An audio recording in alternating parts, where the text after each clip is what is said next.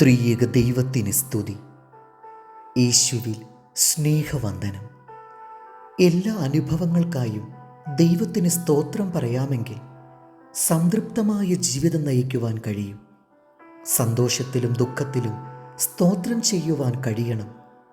ആപത്തുകളുടെയും കഷ്ടനഷ്ടങ്ങളുടെയും ഉള്ളിലും സ്തോത്രം ചെയ്യുവാനുള്ള കാര്യങ്ങൾ ഉണ്ടായിരിക്കും. അവയെ തേടിപ്പിടിച്ച് സ്തോത്രം ചെയ്യണം. അപ്രകാരം ചെയ്യാമെങ്കിൽ അധികം ദാനങ്ങൾ ദൈവത്തിൽ നിന്ന് ലഭിക്കും. കൈപ്പായ അനുഭവങ്ങൾ വേഷം മാറി വരുന്ന അനുഗ്രഹങ്ങളാണ്. ക്രൂശിൻ്റെ പാതയിലൂടെ വരുന്ന അനുഗ്രഹങ്ങളെ മനസ്സിലാക്കി അവയെ നാം സ്വീകരിക്കണം.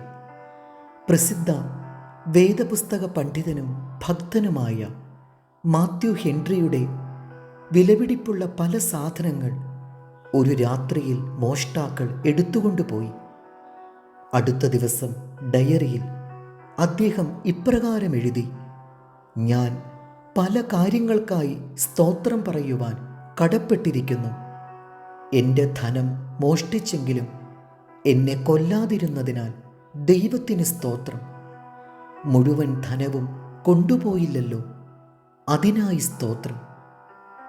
പാലും ജലവും ചേർത്തു കൊടുത്താൽ പാൽ മാത്രം പാനം ചെയ്യുകയും വെള്ളം അവശേഷിപ്പിക്കുകയും ചെയ്യുന്ന അരയന്നത്തെക്കുറിച്ച് ഭാരത പുരാണങ്ങളിൽ പറയുന്നുണ്ട്.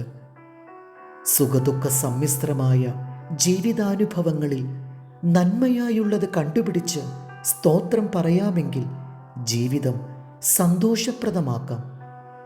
തിന്മകളുടെ ഇടയിൽ നിന്ന് കണ്ടുപിടിക്കുവാൻ സാധിക്കുന്ന നന്മകൾക്കായി സ്തോത്രം പറയാം.